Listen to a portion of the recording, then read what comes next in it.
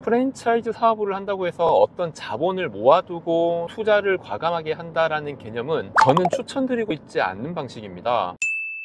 어제부터 오늘 전라도, 경상북도 이렇게 일정으로 시장을 돌고 있습니다. 어제 우리 PD랑 같이 이동하면서 PD님이 나한테 질문했던 내용들에 대해서 여러 가지 이야기를 했는데 좋은 얘기 많이 한 것 같은데 저장이 안 돼가지고 어제 했던 질문에 대한 부분으로 다시 답변을 드리려고 혼자서 영상을 켰어요. 질문 중에 하나가 외식 사업 하시는 분들이 외식 사업을 하다가 프랜차이즈로 전환, 사업에 대한 확장을 하기 위해서는 그런 경우 어느 정도의 자본이 있어야지 프랜차이즈 사업으로 진입이 가능하냐 에 대한 질문이었거든요. 우선은 프랜차이즈 사업을 한다고 해서 어떤 자본을 모아두고 투자를 과감하게 한다라는 개념은 저는 추천드리고 있지 않는 방식입니다. 자연스럽게 가맹 사업으로 전환하는 방식을 좀 더 추천을 드리고 있고요. 예를 들자면 내가 음식점을 하나 운영을 하고 있는데 이 음식점 하나가 굉장히 잘 된다고 가정을 할게요. 자, 이제부터 가맹 사업, 프랜차이즈 사업으로 한번 해보자 라고 생각하시는 분들이 그러면 본사를 차려야 될 것 같은데 사무실을 어디다 구하지? 라고 접근하시는 분들이 계세요. 이 부분이 저는 좀 권해드리고 싶지 않은 방식이에요. 사무실을 구하게 되면은 거기에 투자가 되는 것들이 사무실을 얻는 비용이 아니죠. 사무실을 얻는 비용 플러스 그 안에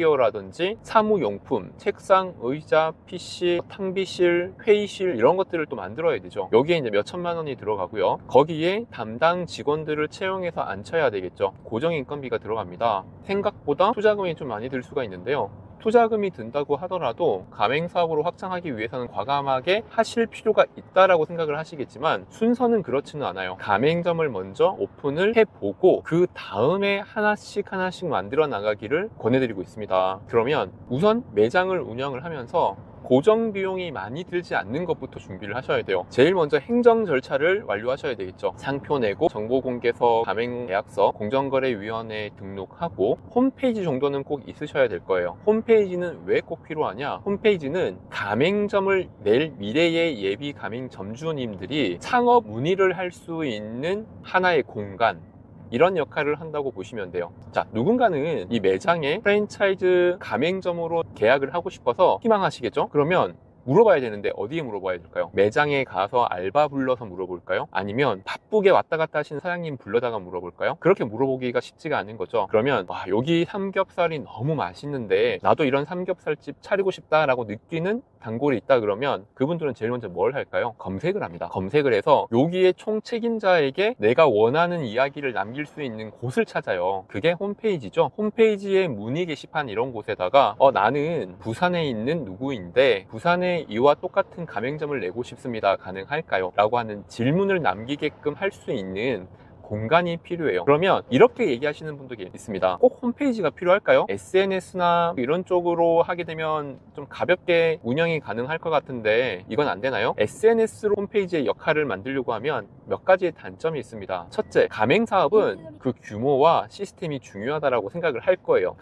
가맹점주님들께서는요. 그런데 내가 원하는 이 브랜드에 내가 가맹점으로 가입을 하고 싶은데 홈페이지조차 없다라고 하면 어떤 느낌일까요? 아니, 요즘 시대에 회사에 홈페이지도 없다? 라고 하면 그냥 개인이라는 느낌이 더 강하게 들 겁니다. 시스템이나 물류나 어떤 규모가 없다라고 생각이 들 가능성이 커요. 이미지적으로요. 그렇기 때문에 홈페이지는 있어야 됩니다. 그 정도 구축해 두고 우선은 가맹 모집을 먼저 해봐요. 사무실부터 구하지 말고 직원부터 막 여러 명 채용하지 말고 가맹점을 구해봐요. 모집을 해보는 거죠. 한두 개 점 정도의 가맹점이 오픈을 하고 그 매장의 반응이 괜찮고 또 시스템이 어느 정도 조정이 되겠죠. 그걸 먼저 시작을 한 다음에 도저히 나 혼자는 벅차다. 프랜차이즈의 사장님들은 전문적이지 않더라도 내가 모르는 분야는 없어야 돼요. 영업, 마케팅, 디자인, 부동산 개발, 인테리어. 대체로는 내 가게를 한번 오픈해봤다 그러면 얕게라도 그런 지식들은 다 가지고 있을 거예요. 얕은 지식도 괜찮습니다. 그 정도의 지식으로 가맹점을 한번 시작을 해보세요. 그 다음에는 가맹점의 사업 반응이 괜찮네, 고객들의 호응도가 여전히 높네, 가맹점의 문의가 많아지네, 현상이 확인이 될 때 인프라 투자를 하시는 것도 괜찮아요.